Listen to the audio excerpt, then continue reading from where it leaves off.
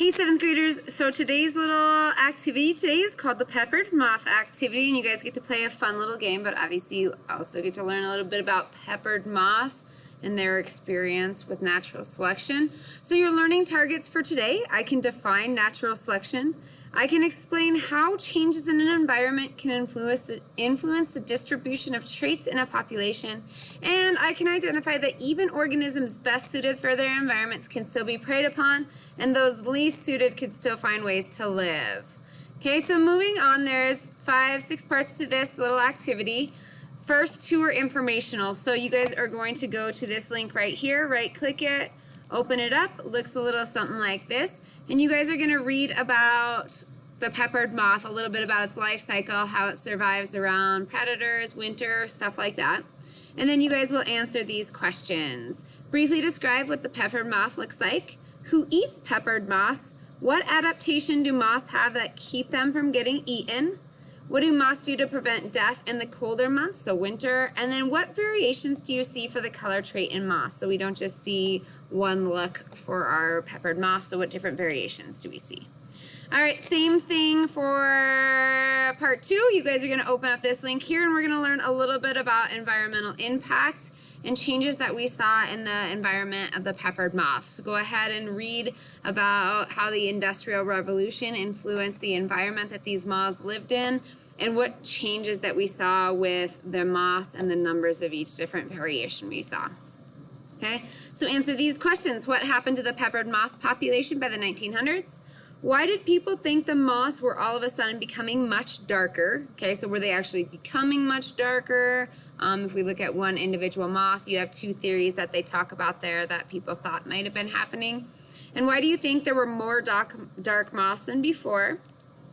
Who first proposed natural selection? What is natural selection? And how are the peppered moths turning from light colored to dark colored? How is that an example of natural selection? And then finally, why has the number of dark moths decreased in the last 50 years? Okay, so you guys saw a big change, or a couple different fluctuations in our colors, or variations of moths. All right, finally, part 3, you guys will be collecting some data. So you guys will go to this link right here, and you will choose light forest. And then you guys will play this little game. Is to straight up eat as many moths as you guys can. You're just trying to survive, so you need to eat as many moths that come across your path. I wouldn't focus necessarily on different colors of moths. So you guys move the little bird head, you click, you guys will do this for a minute and it collects data for you guys. You guys, if you leave the volume on, you'll be able to hear the crunching when the bird apparently eats the moth. Okay. And you guys will notice too that sometimes it's harder to see the moths once they land, so it's easier to catch them when they're in motion. But again, your guys' goal is just to eat as many moths as possible. Okay, so after you guys have done that, you guys will have this screen right here that'll pop up. You need to read this little summary here to explain to you your changes that you saw in your moths. So we started out with 50% of our population was dark, 50% was light, and then after a minute of those birds eating the moths, what percentage was switched? So in this case, we had a total of 48 moths. Your forest started with 50% light and 50% dark moths in a light forest, so the trees were lighter colored. There are now 83% light moths and 17 dark moths. Obviously, you guys are playing this game, so you're going to have a little bit different data. Okay, so you guys will record that on the next slide. You guys will do this 3 times. How many light? So in this case, I would record light moths were 83% and 17% were dark. So I would put light 83% and dark 73. So you guys will play this little game 3 times and collect your data for each of those, and then you'll calculate your average. Here's a little link to a calculator right here. You guys can right click and open that up for your average. So add up all 3 percentages. So I would add up light colored moths 83% plus whatever I got in trial 2 plus whatever I got in trial 3, and then divide that number by 3. It should be something similar to your 3 numbers. If you guys get a really large number you forgot to divide. Okay, do the same for your dark colored moths. In my case, my first number would be 17, and then whatever my trial 2, my trial 3 are, and then I'm going to divide that by 3. So add up the 3 numbers, divide it by 3. Okay, the number of dark and light moths was equal when the simulation started, so 50% each. How did the number of dark and light moths compare at the end of the simulation and why? So explain how they look different after.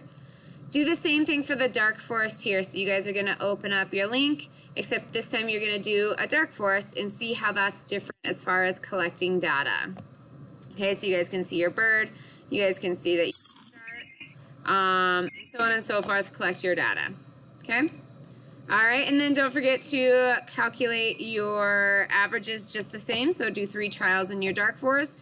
What are your percentages of your light colored moss, your dark colored moss, and then collect an average there and answer the question. Okay? Next little activity is a graphing activity. So examine the tables and construct a graph for each.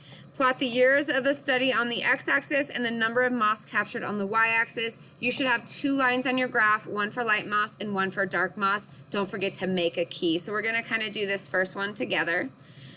So we're going to start and we're going to do our light colored moss. So I'm going to go to my draw tool. I'm going to choose a color. I'm going to change the thickness just because that makes life a little bit easier. My light colored moss, I'm naturally going to choose a light color. So maybe this is going to be, yellow. Go ahead and erase that and try that again. All right, so this can be yellow. And then my dark colored moss can be something else. But what I'm going to do and say, all right, at year 2, I had 537. So I'd say probably right about there. I'm going to put a dot. At year 3, I'm 484. So year 3, 484, that's about halfway. Year 4, I'm 392. So just a little under 400. At year 5, I'm 246, so almost 250 right there. At year 6, I'm 225. So here's year 6, 225 right there. Year 7, I'm 193, so just a little bit under right there. Year 8, I'm 503. Oh, excuse me. Year 8, I'm 147, so right about there. In year 9, I'm 84, so about right there. And then finally at year 10, I'm 56. So then I'm going to go ahead and connect the dots here to see what my graph looks like roughly. May not be perfect, and that's okay. And then we're going to do the same thing for the next one. We're going to click a dark color perhaps, and we're going to circle that and make our little key. Year 2, we're 112, so just slightly over 100. Year 3, we're at 198. So here we go, year 3, 198, just about 200. Year 4, 210. Year 5, 281. Year 6, 337. Year 7, 412, just a little bit over 400. Year 8, 503, so almost 500 on the money. And then 550. And last but not least, we're at 559, so about right there. Okay, and then we're going to go ahead and do the same thing there. We're going to connect our dots as best as possible. Okay, and then you guys can go ahead and answer the questions. First of all, you're just going to examine the graph, explain in your own words what the graph shows, and then what type of environment do you think these moss live in? So mainly we've looked at 2 different environments right now. We've looked at an environment where we have light colored trees, and we've looked at an environment where we have dark colored trees. So which one do you guys think that is? Look at who's surviving, who's increasing their population numbers, those kinds of things. All right, and then you guys will move on and you'll do the same thing. You have 2 more sets of data to graph. They are different than before, so you guys will graph those 2 lines. Again, 2 different colors. Make a little key. Tell me which is your light, which is your dark. Plot those points out and then connect the dots to form 2 lines. And answer those same questions. Explain in your own words what the graph shows. And what type of environment do you think these moss live in? Again, that refers to light or dark. Okay, finally, explain how the color of the moss increases or decreases their chance of survival. And explain the concept of natural selection using moss as your example. What would happen if there were no predators in the forest? Would the colors of these moss change over time? Defend your answer. So make sure you explain why or why not. Finally, so you guys have this little comment book to read about Sherman and his little ideas about science. So Sherman's the crazy guy with the little hat on. So look at these peppered moss, Sherman. If you look closely, you can see hundreds of them. Look at that. At first, I just saw white moss with black specks, but look at all the black moss. They blend right in with the trees. Why do you think there are so many more black moss than white ones? I think the moss want to blend in with their environment, so they just each got darker to match the trees. So you're going to correct Sherman's thinking here. Actually, Sherman, there are more black moths than white ones because. So go ahead and finish that sentence. And you are all done. Go ahead and hand it in, and I hope you are having a wonderful day. I'll talk to you soon. Bye.